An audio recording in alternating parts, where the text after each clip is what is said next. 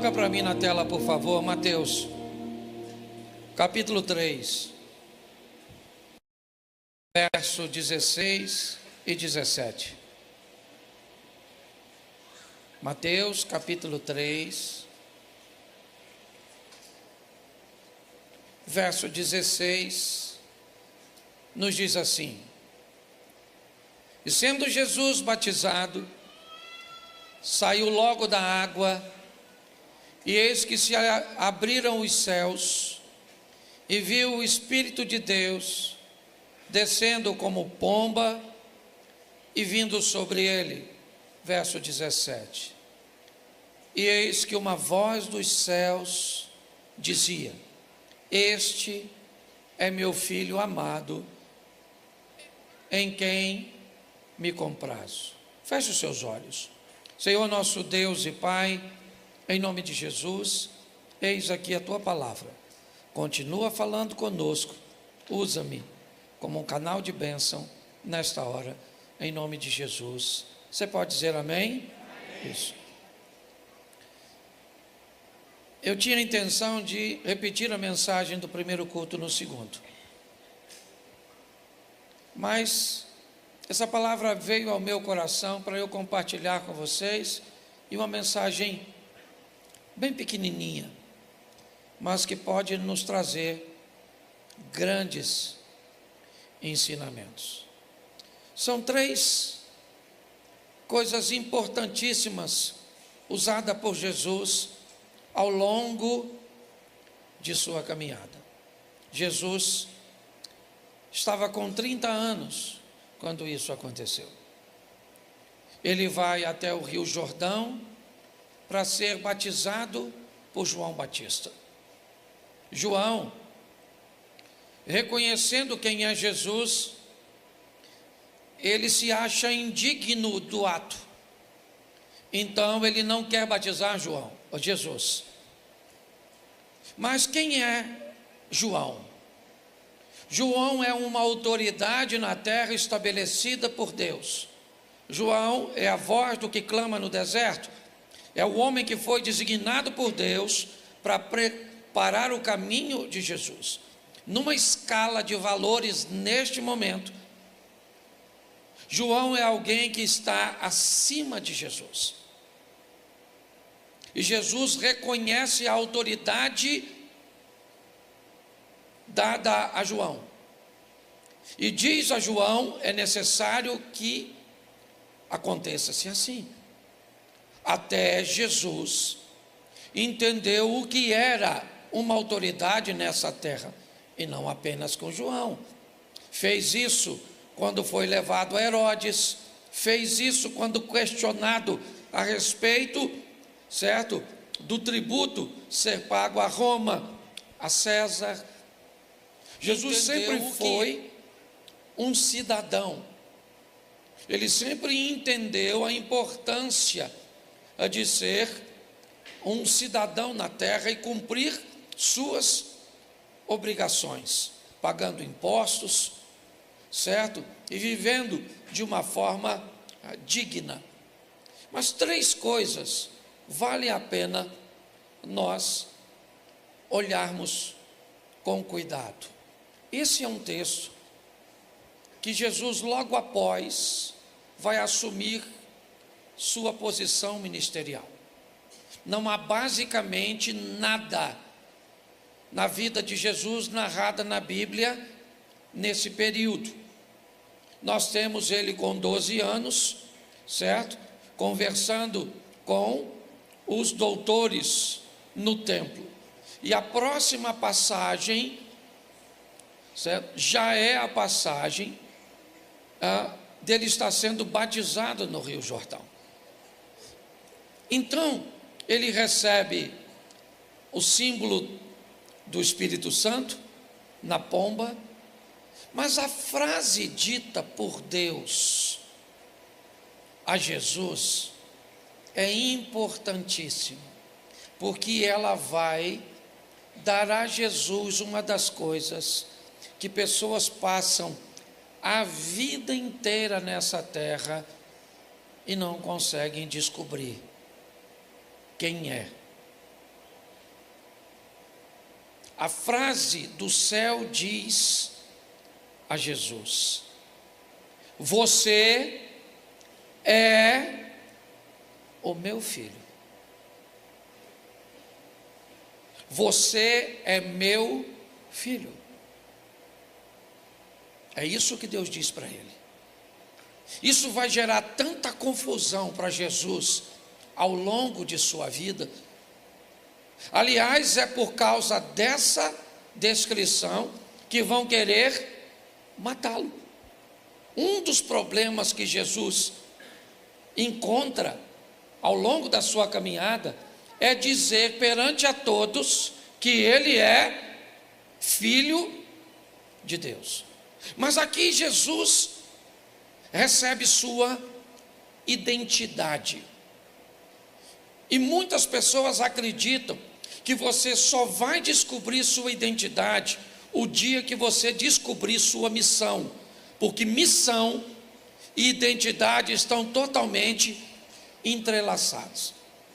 Jesus recebe essa informação e talvez você, por que é que ele vai receber essa informação? Pelo que se segue agora.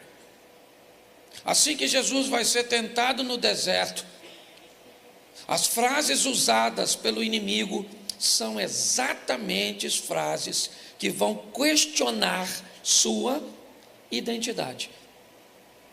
Enquanto Deus afirma no verso 17: você é meu filho amado, este é meu filho amado, em quem eu tenho prazer. Assim que Jesus vai ao deserto, o que é usado para ele é: se você é o filho de Deus, diga para essas pedras tornarem-se em pães. Como? Se você é. Qual é a intenção do maligno em questionar algo que Deus afirmou? A botar em xeque a identidade, tentar convencer Jesus, será que é isso? De que ele não é quem Deus disse que ele era. Você já notou que essa continua sendo uma estratégia do maligno? De tentar convencer você de que você não é quem Deus diz que você é. A Bíblia diz que você é uma bênção. A Bíblia diz que você é vencedor. A Bíblia diz que nele você pode todas as coisas. Mas muitas vezes nós somos pressionados pelo maligno por situações que convencem ou que tentam te convencer de que você não é bom, você é bobo, de que você não é uma pessoa de bem, você é um traidor, você é um homicida, você não é um trabalhador, você é um vagabundo, você não é uma pessoa que tem esperança, você é um desesperado. Você já notou que as situações tentam nos convencer de que nós não somos quem Deus diz que nós somos? Roubar de nós nossa identidade, porque se roubam de nós nossa identidade, automaticamente roubam a nossa missão, nos impedem de realizar aquilo que Deus tem para nós. Eu não sei o que tem acontecido com você hoje, ou o que pode acontecer com você amanhã, mas não deixe ninguém te convencer de que você não é quem Deus diz que você é. Você é uma bênção, você é vencedor, você é próspero, você é inteligente. Você pode até não ter achado a inteligência na sua cabeça, mas está aí. Você é bonito. Amém? Porque você tem que gostar de você, você é filho de Deus. Onde você chega, você tem o aval do céu. Pai, pensa. Tem gente que só é filho de Deus na igreja. Vai para casa, lá em casa, pastor. Nossa, lá em casa, pastor. O senhor nem sabe, eu nem queria que o culto acabasse. Mas ele tem que acabar, para você levar o que você recebe aqui para casa. Mas aí quando você chega, só que na igreja, gente, o ambiente da igreja é bom, porque ele motiva. O pastor fala assim: você vai vencer, você vai vencer. Fala bem alto assim, eu vou vencer, fala. Olha como é que fica bonito. Mas aí você vai embora já já. Você vai para casa. Eu vou vencer, gente. Eu vou vencer, eu vou vencer. O pastor falou, eu vou vencer. Não está tão alto como estava na igreja. Mas eu vou vencer, eu vou vencer, eu vou vencer. Aí você dorme, amanhã de manhã você acorda. Tem culto? Então você tem que continuar com o que recebeu aqui hoje. Aí você vai, de manhã cedo. Eu vou vencer, hein, gente. Aí eu tenho que vencer, que eu não posso perder não, porque... Eu vou vencer, né, gente? Será que eu vou vencer mesmo? Ih, rapaz, ontem estava tão forte. Terça-feira tem culto? Então o que você recebe aqui tem que durar para terça. Aí terça-feira você já está falando, você só mudou a pontuação. Eu vou vencer. O que era uma afirmação virou uma interrogação. Porque o mal trabalha para que você não se reconheça. Tem essa história não, meu irmão. Pode vir o que vier, nós não estamos sozinhos. O Senhor é conosco, a vara e o cajado do Senhor é o que nos sustenta. Fala assim, eu sou filho de Deus, fala. É isso aí. Fala isso no seu trabalho amanhã. Fala. Eu sou filho de Deus. Fala mais. Que você não tem nada que te faça parecer com ele. Que normalmente o filho parece com o pai, né? Identidade. Entendeu? Você tem que ser a sua. Por quê? Porque onde quer que você esteja, certo? E você, presta atenção, eu já falei diversas vezes. Você sabe a diferença de um termômetro para um termostato? Sabe? Não precisa dizer se sabe ou também não sabe, não, que eu também não sabia até tempo atrás. E como eu descobri, dá uma noção que quando eu falo que sei, parece que você não sabe de nada. Já vi uns caras que vêm aqui e às vezes eles só sabem daquilo. E aí chega aqui e diz, você sabe disso? Não sabe? Então agora vou te dizer que eu sou quase um oráculo para responder tudo. Bom, termômetro é aquele negócio que você bota aqui assim, ó. Sabe? Aquilo é um termômetro. Ele serve para medir a temperatura. Onde você coloca o termômetro, ele diz a que temperatura o ambiente está. O que é um termostato? O termostato é mais ou menos como a resistência do chuveiro. Certo? Ela é mais ou menos isso, a grosso modo. O que ela faz? Ela determina a temperatura do ambiente. Entendeu? Então quem é você? Você só mede o ambiente ou você diz a que temperatura o ambiente fica depois que tu chegou? Estava tudo feio, chegou você, chegou a beleza. Certo? Estava tudo oprimido, chegou você, chegou a luz. Você não precisa falar, cheguei, estou iluminando, não é isso não, mano. Certo? Mas quando você chega, vou te dar um exemplo. Ali na Mantiqueira tinha um boteco na esquina que nós tomávamos café de manhã. Então todo mundo nascia aqui, os caras, né? Conheço todo mundo. Cheguei de manhã, que eu morava lá pertinho, tinha ido até a pé. Quando eu cheguei, eu passei perto dos caras que eles tinham uns 3 ou 4 amigos tomando café. E eu vi que ele estava falando de mulher, sabe?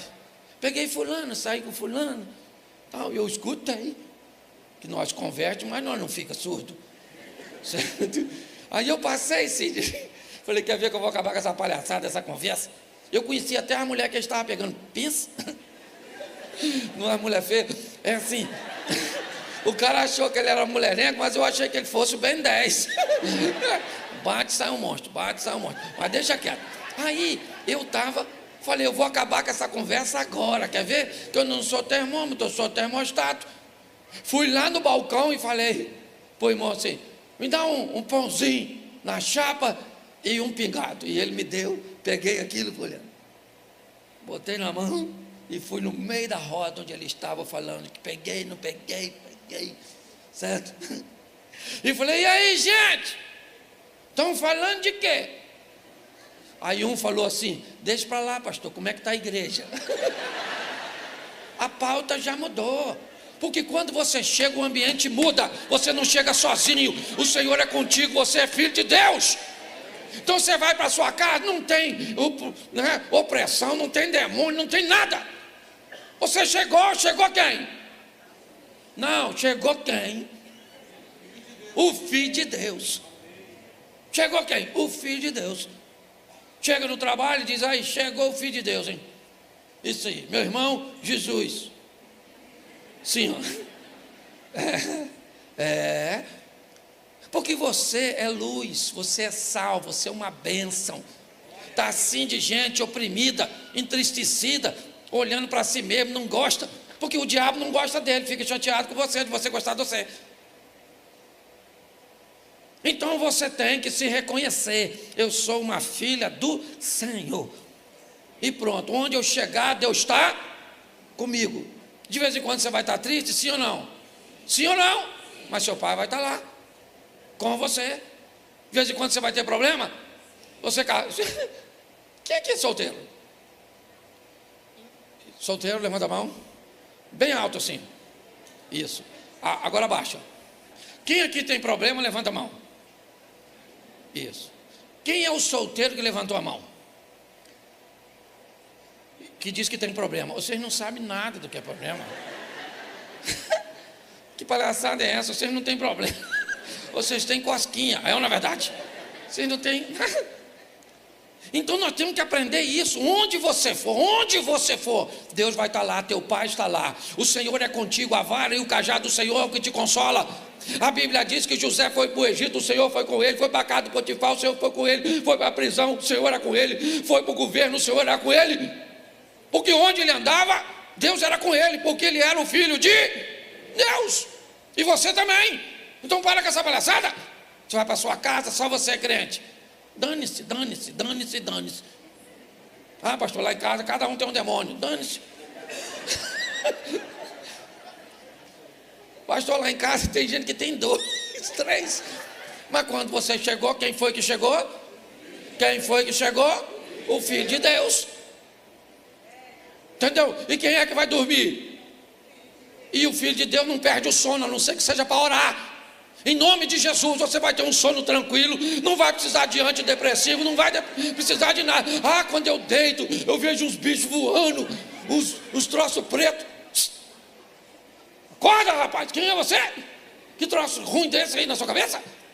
Satanás te convencendo? Para de ver filme de vampiro, pelo amor de Deus.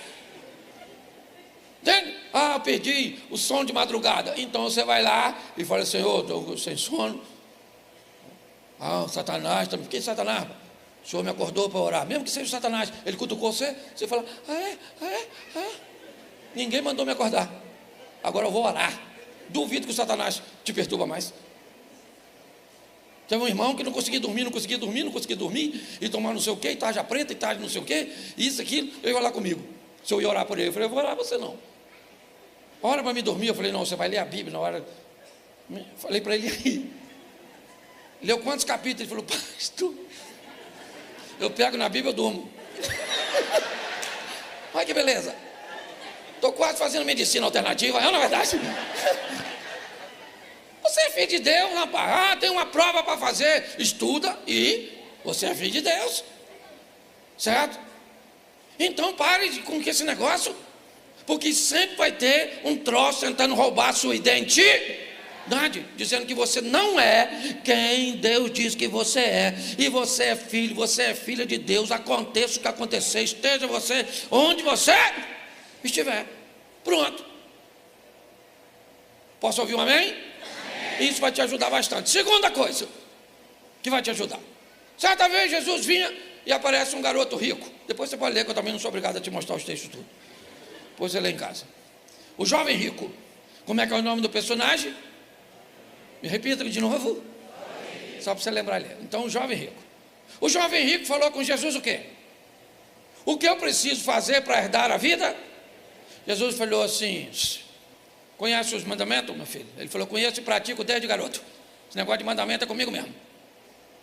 Ele falou, pois é, mas ainda te falta uma coisa. Pega essa dinheirada sua, tudo que você tem aí, vende, dá para os pobres, você vai ter um tesouro no céu, e depois você vem em mim. O garoto falou o quê? Estou afim não. Tem muita coisa, esse negócio de vender, dá para o pobre. Isso é negócio de Lula. Entendeu? Não, isso aí. Não vou fazer esse troço não. Essa palhaçada não vou não. Ele quis fazer sim ou não? Ele quis fazer sim ou não? E Jesus fez o quê?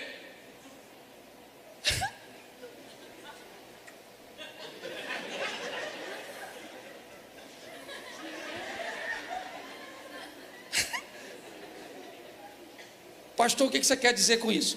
Quer viver bem? Aprenda a respeitar a decisão dos outros. Para de ficar sofrendo porque a decisão é do outro. O outro resolveu, certo? Que quer tomar essa decisão, que não quer Jesus, que quer ir para o inferno, que quer isso. Você tem que continuar orando. Pastor, o que o senhor faz quando você prega o evangelho para um parente seu, para um amigo seu, que ele não se converte, que ele rejeita, que ele... Aí eu fico triste porque eu choro. Porque isso, para com isso. Quando você for orar por essa pessoa, fala: Senhor, falar uma coisa para o senhor, eu estou pregando o evangelho para aquela besta lá, não quer aceitar, falou que não quer ir, não sabe ele. Então eu vou falar uma coisa para o senhor: quando ele morrer, deixa ele morrer devagar, que aí eu vou dar o cartãozinho do senhor para ele, o endereço, e quando ele estiver morrendo, eu sei que ele vai falar: Jesus, é isso aí, me recebe aí. Porque tem gente que você só vai se aborrecer se você não respeitar. E pior, tem gente que até quer Jesus, mas finge que não quer só porque é carente, para você ficar insistindo.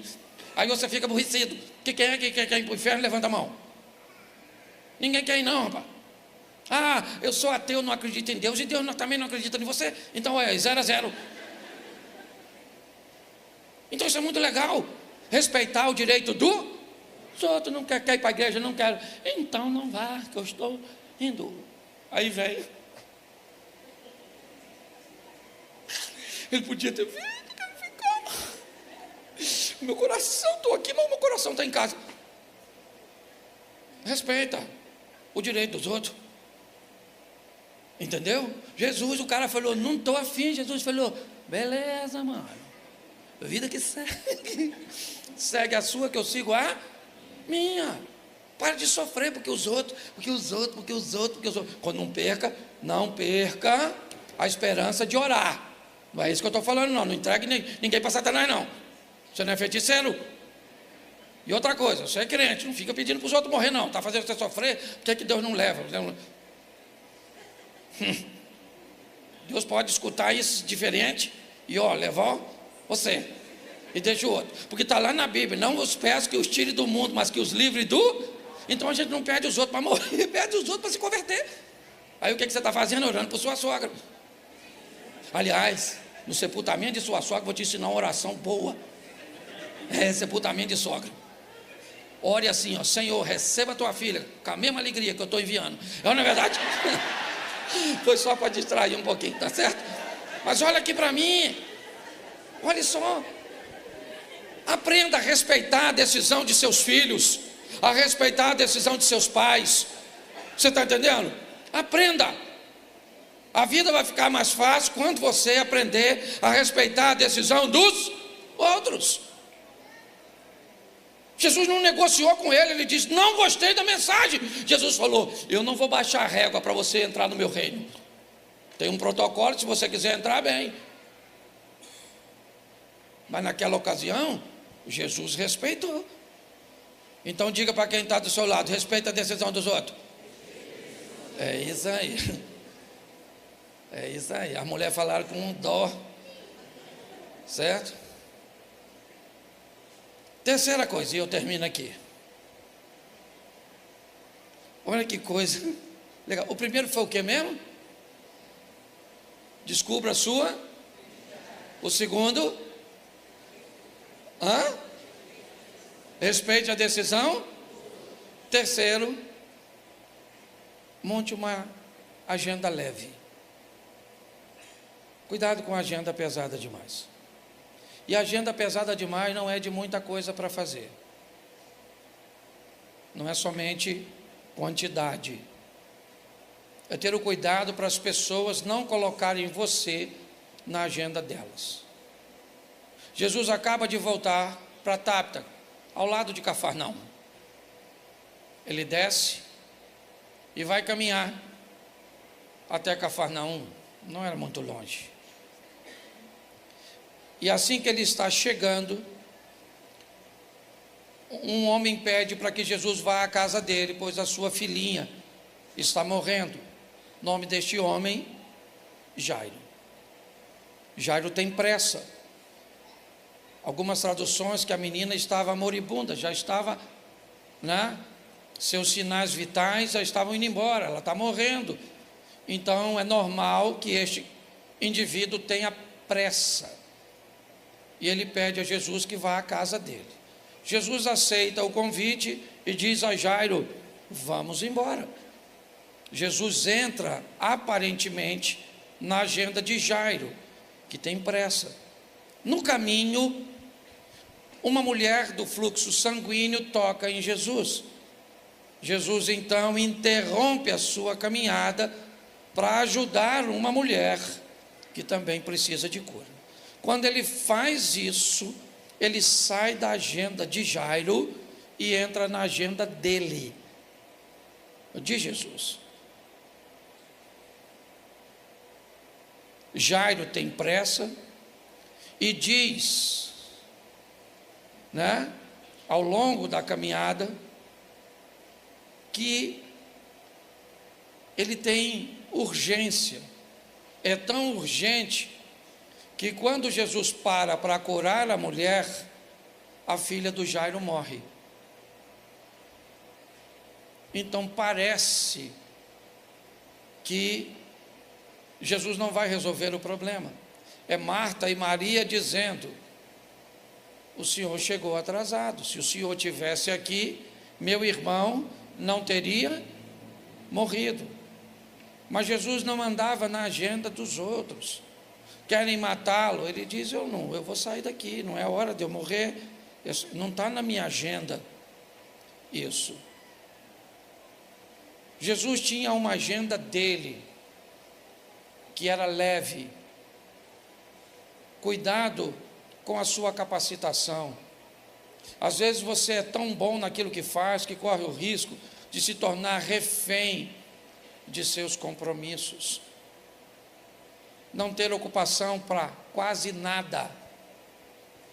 Essa é a verdade. Eu posso dizer isso porque cometi esse erro.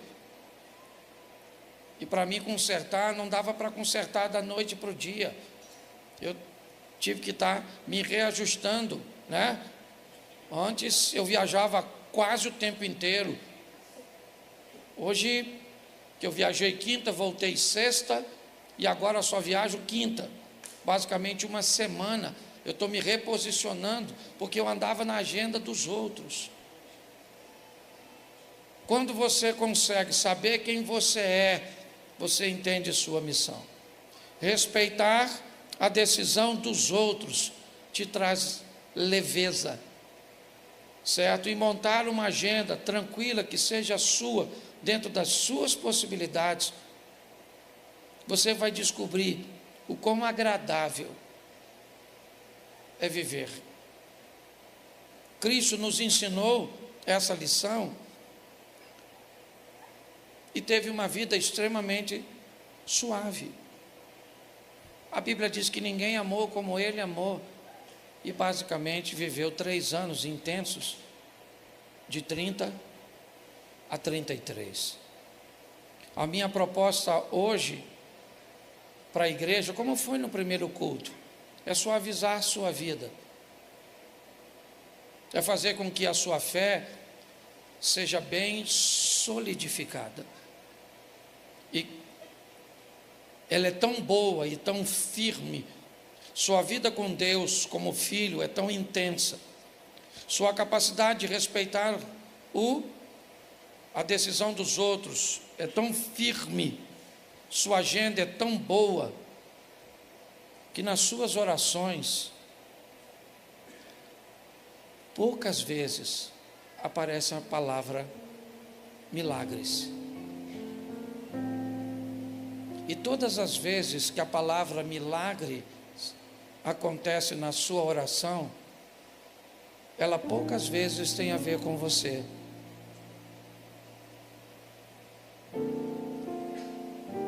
Se a sua oração, e ela deve ser diária, ela deve ser constante, como a Bíblia nos ensina, e tem que ser, orai sem cessar. Mas qual é a pauta? Se as suas orações contêm a palavra milagres, entre em alerta. A palavra milagres está sendo direcionada para quem? Para outras pessoas. Isso significa que a tua vida está legal. Se a palavra milagre está sempre condicionada a você, isso significa que você precisa de ajustes. Olha, depois procura na Bíblia, Jesus orando, pedindo um milagre para ele.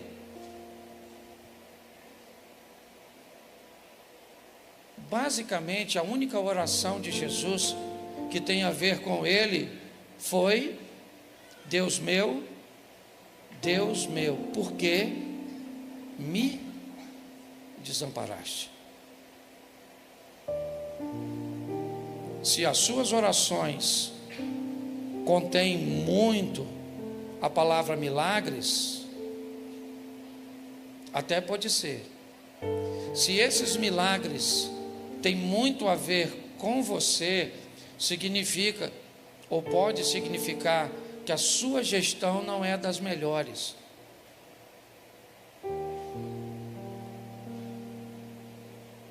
Você precisa ter mais tempo de qualidade com Deus, para que a pauta do assunto não seja você. E se for você, é uma busca por mais intimidade, por mais proximidade, certo? Por mais conhecimento de Deus, mas não por milagres. O que é um milagre?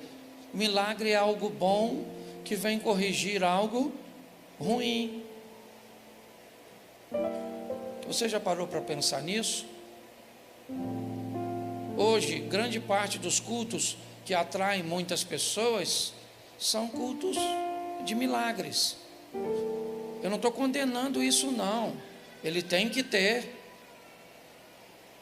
Mas o que eu estou te dizendo é que quem gere bem sua vida vai continuar orando, vai continuar clamando, certo? E a pauta de sua oração, quando for para os outros, pode ser o milagre do caderno de oração, das pessoas que estão enfrentando um câncer e precisa de uma intervenção divina, que estão desempregadas, que estão enfrentando problemas com seus filhos, que estão com dívidas, que estão com tantas coisas e elas precisam de um milagre. E eu não estou condenando esse tipo de oração, não. Eu só estou dizendo que esse modelo de vida não é o melhor. A vida de um cristão boa, de verdade, é uma vida onde ele ora muito por ele e para o seu relacionamento com Deus, para aquilo que Deus quer fazer através da vida dele, e muito para os outros, envolvendo necessidades e milagres. Hoje tem gente que não tem nem tempo de orar por essas questões de intimidade com Deus, porque o tempo inteiro ele é preenchido, certo? Para necessidades de milagres que vão acontecer na sua vida. Não é o modelo que eu te aconselho. Eu não considero esse modelo um modelo bom, porque você tem o seu tempo com Deus, e o seu tempo com Deus não tem nada a ver com o relacionamento entre você e Ele. Tem a ver apenas com uma necessidade que você tem, porque não para no emprego, porque não se qualificou, porque gasta mais do que ganha, porque não educou seus filhos, porque não amou nem respeitou seu cônjuge, certo? Então hoje dobrou o joelho: eu preciso de um milagre, eu preciso de um milagre, eu preciso de um milagre, eu preciso de um milagre. Eu te aconselho a viver uma vida onde a vida com Deus seja o maior espaço da sua oração. E é lógico, nós sempre vamos precisar de um milagre na nossa vida. A minha tônica é levar as pessoas que caminham no projeto para um nível de vida onde as pessoas olham e diz assim, eu vou dar um exemplo a vocês. Minha mulher, às vezes é dia dos pais, ou é meu aniversário, e aí eu falo para ela assim, vai me dar o que de presente? E ela me diz assim, te dá o que, Cláudio? Você tem tudo. Eu falo que tenho tudo, menina, criatividade nessa cabeça sua. Vambora, me surpreenda. Mas hoje quem anda comigo, olha e diz, Cláudio, você oraria por quê? Qual é a sua necessidade de um milagre?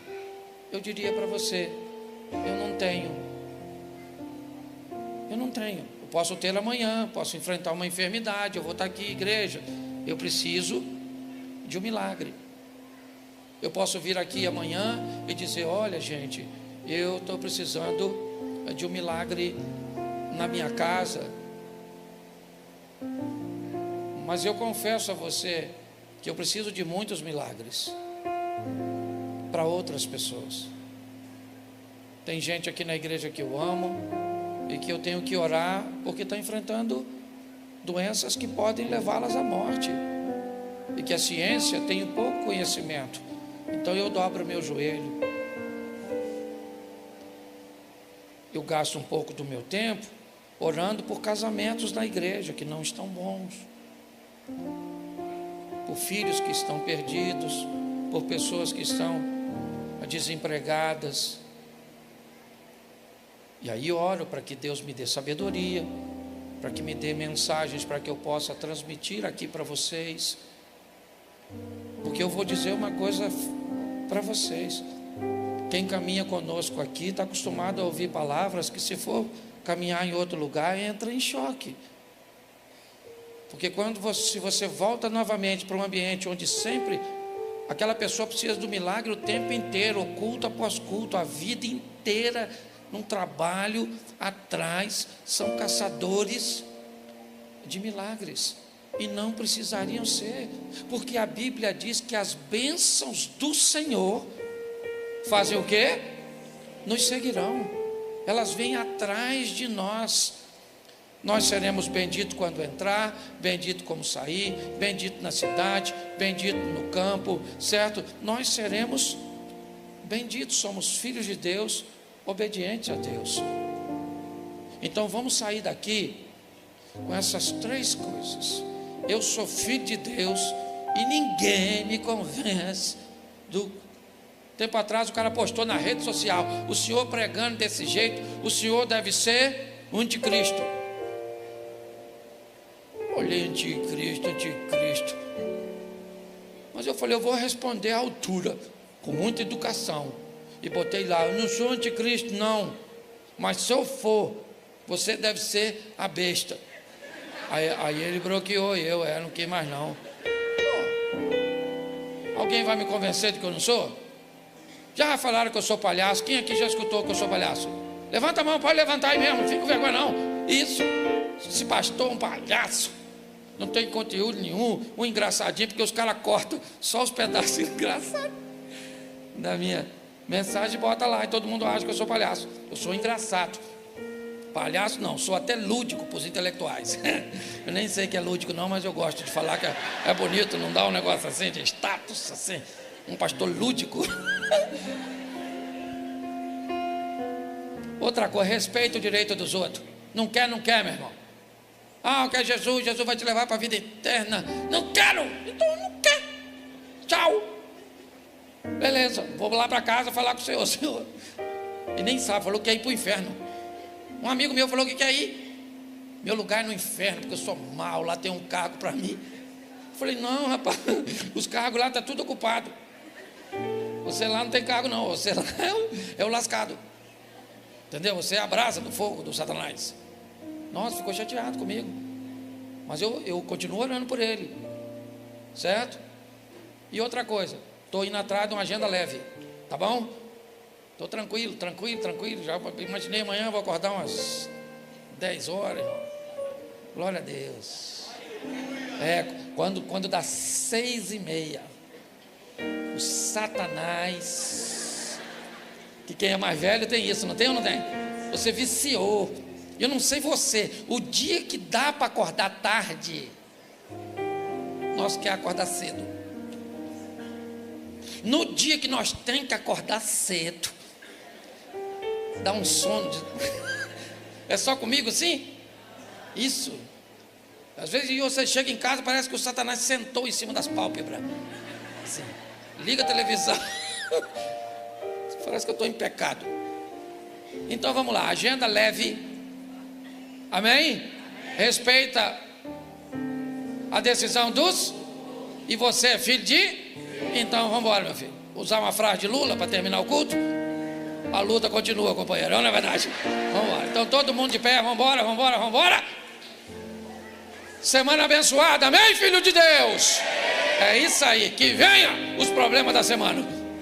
Para você que é casado, não precisa nem vir a semana, vai começar já já.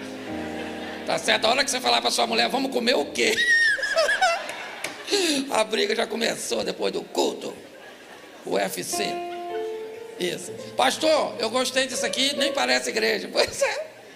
Eu nem sei se eu sou pastor. É.